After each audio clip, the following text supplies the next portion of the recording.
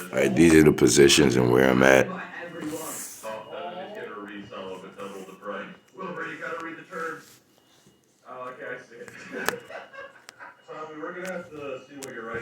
It used to show my percentages right here on the front page. For some odd reason, it stopped doing that about 2 weeks ago.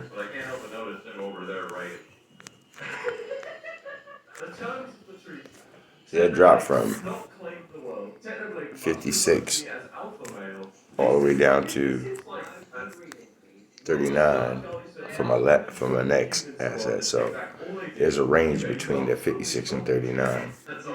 So you can see the volatility and how 1 minute one can be up really high, next minute it could drop.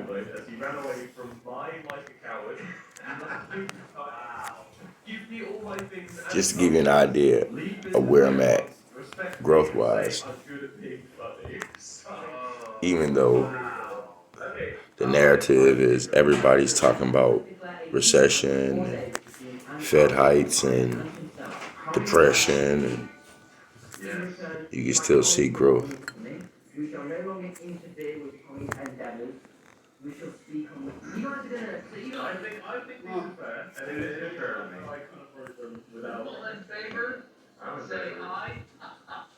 Well, 24%.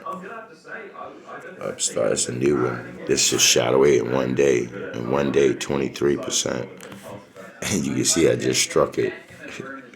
It's funny. But I struck it for $1. Then I canceled the $5 I was going to throw in there.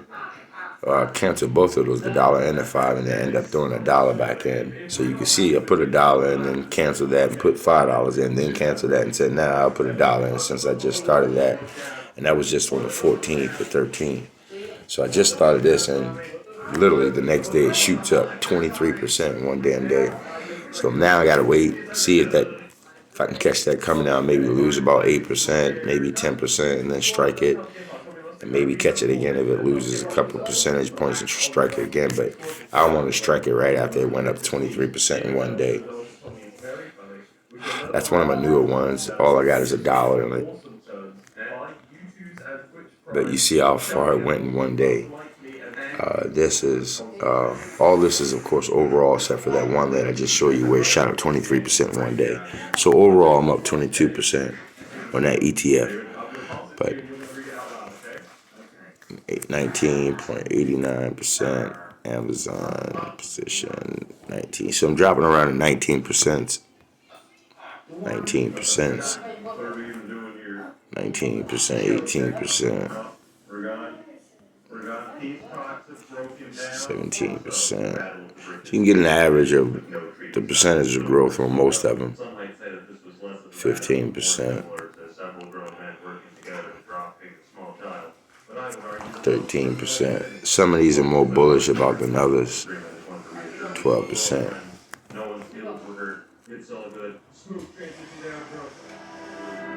I'm not trying to go into any of the ETFs too much,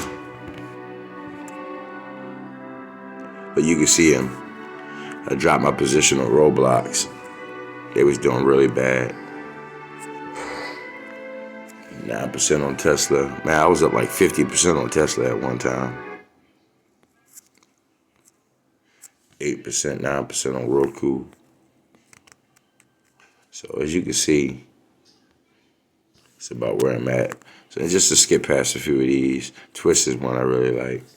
6.7. So to skip past these, still overall growth, even on some of the newer picks. Still growth. Right here, still growth. Charge point. Still growth. A little bit of growth. So as you can see, some of these are newer, and some of these I've been in for a while. I've even dropped them now. Like Block, I was up at 100, dropped it all the way down to 14, and start putting it in other plays. But you can see right here. So this is about where I start going into the negative. So that's from Zoom. see, 2, 4, 6, 7, not counting ETFs, 8, 9, 10, 11, 12, 13, 14, 15, 15 down. And the worst down is 12%.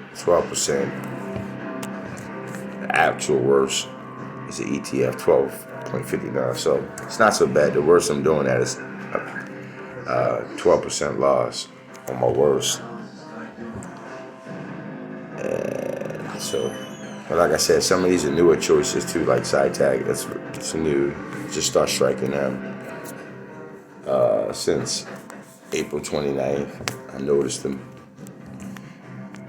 And yeah, so that's where we at. You can see all the assets here, every last one of them.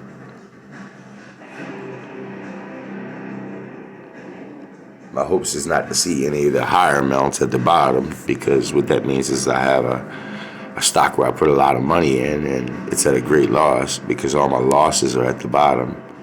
But as I go up higher and higher, you see the numbers start to increase, which is about what I want.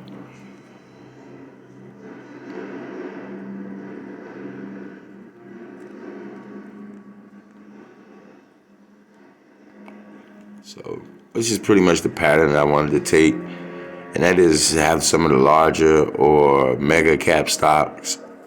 Like you see, Ride Blockchain, that's not a mega cap stock, but it's something I'm real bullish in. I'm at 161 there.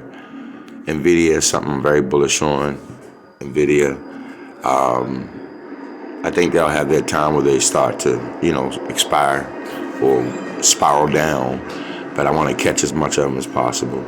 So, and then, you see some of the newer choices like Tenaya, Meta, okay about them. I know they're going to do their thing, but their market value is already damn near $1 trillion. Market cap, I apologize. But yeah, you see some of the higher amounts, like the more high conviction plays I got the more money on.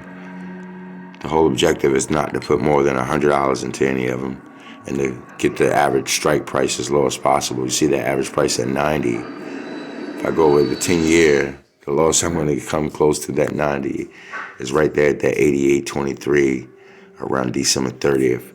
I've actually managed to put 104 in and keep it down to $90.40, which means I did very well with striking on a very good asset, which is Google. So me trying to flip Google to 900 would be a lot easier than me, let's say, trying to flip Google from, let's say, their peak at 144, 150, 160, whatever. Trying to flip them to 1600 would be a lot harder. And that was the objective, to strike it as low as possible. So, exponentially flipping it would be, as easy as possible. And even while cost-based averaging, trying to keep that strike point as low as possible and keeping it low, as close to the lowest point, which is that $90 that you see there, February, around December, bam, 88 was the absolute lowest. I'm just $2 above it. Doesn't get any better than that. That way, when I look back 10 years later, I can say, I hit this for $104. I never touched it again. And I expect that 104 to go to not just 10,000, but I expect it to go to 100,000 by 2033. That's my goal. And I try to do that with my larger cap stocks first to get them down, because I know they'll have the least chance of exponentially growing. So I want to lock those profits in as fast as possible.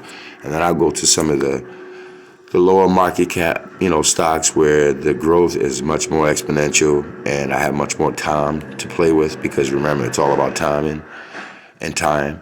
And I have much more time to play with. And even if I lose a couple 100% at the beginning, that'll be no problem, because some of those stocks were 100x and 10x and 30 and 40 and 50x and stuff like that. So